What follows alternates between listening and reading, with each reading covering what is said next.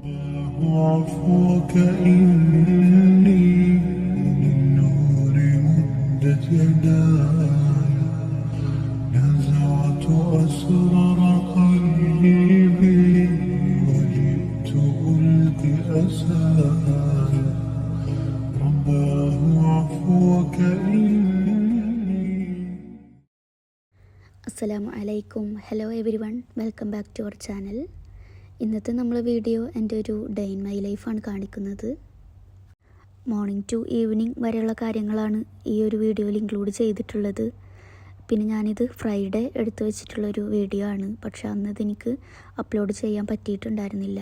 പിന്നെ ഞാൻ വിചാരിച്ചു എന്തായാലും അത് ഡിലീറ്റ് ചെയ്യേണ്ട, അപ്ലോഡ് ചെയ്യാമെന്ന്.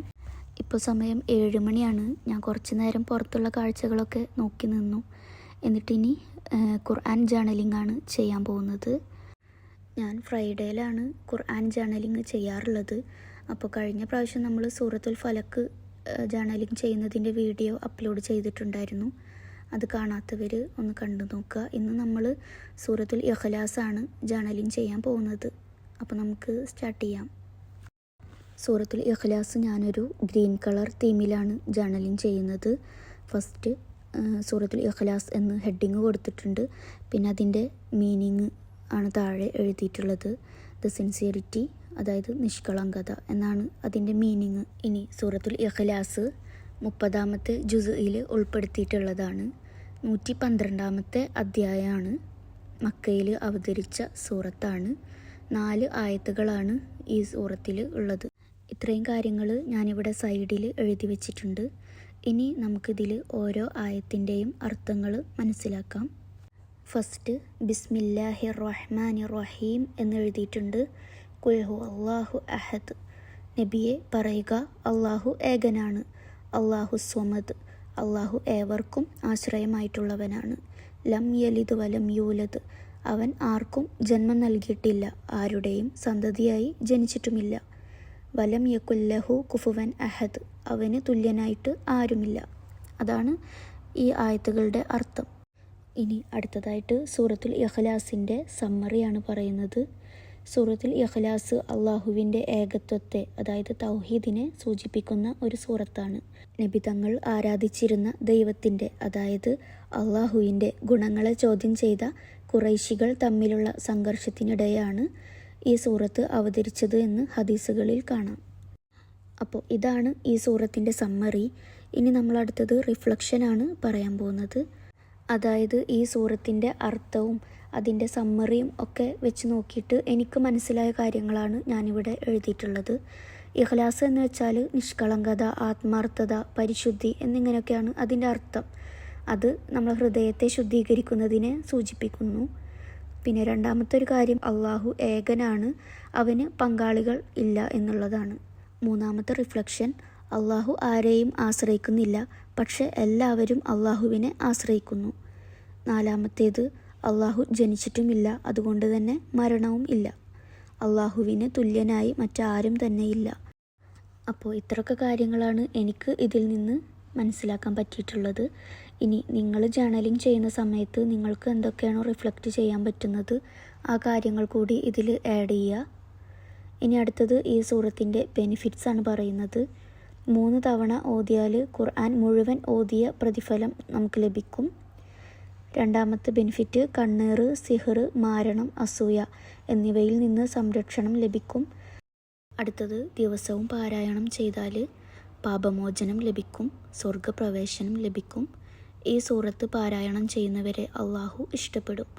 ഇത്രയും കാര്യങ്ങളാണ് ഈ സൂറത്തിൻ്റെ ബെനിഫിറ്റ്സ് ആയിട്ട് ഞാനിവിടെ എഴുതിയിട്ടുള്ളത്.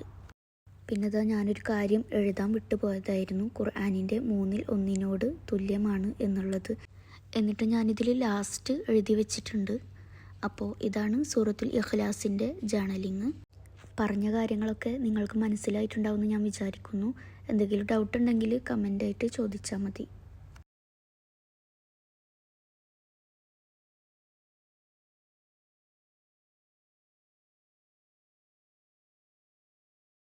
അങ്ങനെ ജേർണലിംഗ് എല്ലാം കഴിഞ്ഞു.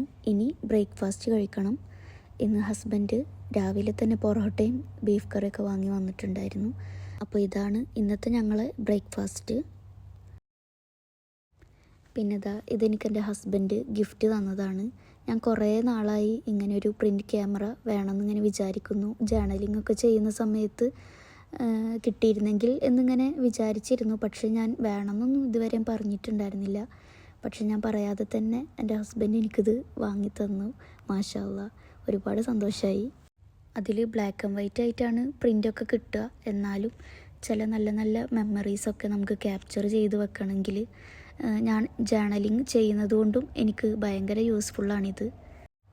എന്തായാലും ഇന്നത്തെ ദിവസം ഹാപ്പി ആവാൻ എനിക്ക് ഈ ഒരു കാര്യം മതി. ഞാൻ അങ്ങനെയാണ്. എനിക്ക് ചെറിയ ചെറിയ കാര്യങ്ങൾ കിട്ടിയാൽ പോലും ഞാനതിൽ സന്തോഷം കണ്ടെത്തുന്ന ഒരാളാണ്. നമ്മൾക്ക് കിട്ടുന്ന ഗിഫ്റ്റ് ചെറുതാണെങ്കിലും വലുതാണെങ്കിലും നമുക്കത് തരാനൊരാളുണ്ടെങ്കിൽ അത് വലിയൊരു സന്തോഷം തന്നെയാണ്. എനിക്കും ഇതുപോലെ തിരിച്ച് ഗിഫ്റ്റ് കൊടുക്കാനൊക്കെ ഭയങ്കര ഇഷ്ടമാണ്. നമ്മൾ ഗിഫ്റ്റ് അങ്ങോട്ടും ഇങ്ങോട്ടും കൈമാറുമ്പോൾ നമ്മുടെ ഉള്ളിലുള്ള സ്നേഹം കൂടിയിട്ടാണ് വർദ്ധിക്കുന്നത്. ഇത് ഞാൻ പറഞ്ഞതല്ല, നബി തങ്ങൾ പറഞ്ഞിട്ടുള്ളൊരു കാര്യമാണ്. അങ്ങനെ നമ്മളിനി ലഞ്ച് കഴിക്കുകയാണ്. ഇന്ന് ഫ്രൈഡേ ആയതുകൊണ്ട് പുറത്ത് പോയി ഫുഡ് കഴിക്കാമെന്നാണ് പ്ലാൻ ചെയ്തത്. അപ്പോൾ കുറേ നാളായി ഈ ഒരു റെസ്റ്റോറൻറ്റിലേക്ക് വരണമെന്നിങ്ങനെ വിചാരിക്കുന്നു. കുറേ വ്ളോഗേഴ്സ് ഇവിടെ വന്ന് അടിപൊളി ഫുഡാണ് എന്നൊക്കെ പറഞ്ഞിട്ട് വീഡിയോ ചെയ്തതൊക്കെ കണ്ടിട്ടുണ്ട്.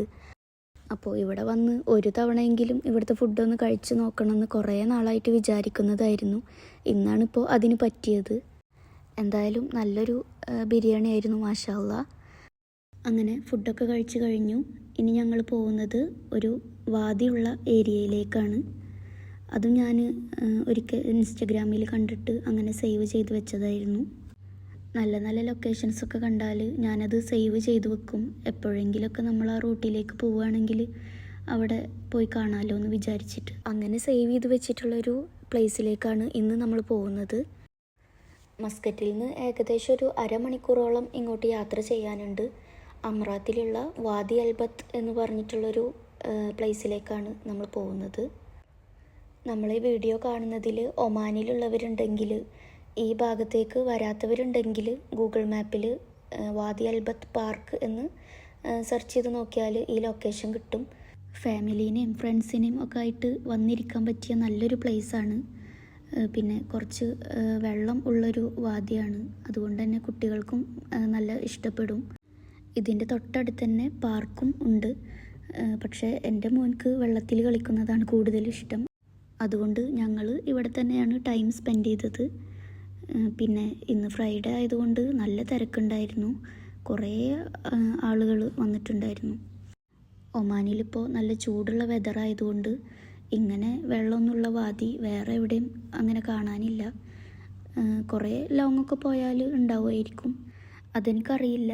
എന്നാലും ഇത് ശരിക്കും നല്ലൊരു സ്ഥലം തന്നെയായിരുന്നു. ഈ വെള്ളത്തിൽ കുറേ നേരം ഇങ്ങനെ നിൽക്കുമ്പോൾ ചെറിയ ചെറിയ മീനുകളൊക്കെ നമ്മളെ കാലിൽ ഇങ്ങനെ വന്ന് കൊത്തുമ്പോൾ നല്ലൊരു സുഖമാണ്. പിന്നെ ഇവിടെ കുറച്ച് താറാവുകളൊക്കെ ഉണ്ട്. ഞാൻ കണ്ട വീഡിയോയിൽ ഒരുപാട് താറാവുകളുണ്ടായിരുന്നു. പക്ഷേ ഇപ്പോൾ ഇവിടെ കുറേ ആളുകളുള്ളതുകൊണ്ടാണെന്ന് തോന്നുന്നു ആകെ 4-5 താറാവുകളേ ഉള്ളൂ. എന്നാലും അതിനെ കണ്ടപ്പോൾ നല്ല സന്തോഷം തോന്നി. ഞങ്ങളിവിടെ ഏകദേശം ഒരു 1.5 മണിക്കൂറോളം ടൈം സ്പെൻഡ് ചെയ്തിട്ടുണ്ടായിരുന്നു. എന്നിട്ടും ഞങ്ങൾക്ക് ഇവിടുന്ന് തിരിച്ചു പോരാനേ തോന്നുന്നുണ്ടായിരുന്നില്ല. അത്രക്കും രസമായിരുന്നു. ഞാനാണെങ്കിൽ കുറേ വീഡിയോസ് എടുത്തിട്ട് എൻ്റെ ഫോണിലെ ചാർജും കഴിയാറായി, എൻ്റെ ഗാലറിയും ഫുള്ളായി. അപ്പോൾ പിന്നെ തിരിച്ചു പോവാമെന്ന് വിചാരിച്ചു. എന്തായാലും അൽഹംദുലില്ലാ, ഇന്നത്തെ ദിവസം എനിക്കൊരുപാട് ഇഷ്ടപ്പെട്ടൊരു ദിവസമായിരുന്നു. ഇനി ഞങ്ങൾ തിരിച്ചു പോവുകയാണ്. അപ്പോൾ ഇന്നത്തെ വീഡിയോ ഇവിടെ വെച്ച് വൈൻഡ് അപ്പ് ചെയ്യാണ്. നിങ്ങൾക്ക് ഈ വീഡിയോ ഇഷ്ടമായെങ്കിൽ അഭിപ്രായങ്ങൾ കമൻ്റായിട്ട് അറിയിക്കുക. അപ്പോൾ ഇൻഷാ അല്ലാ ഞാനിനി അടുത്ത നല്ലൊരു വീഡിയോ ആയിട്ട് വീണ്ടും വരാം.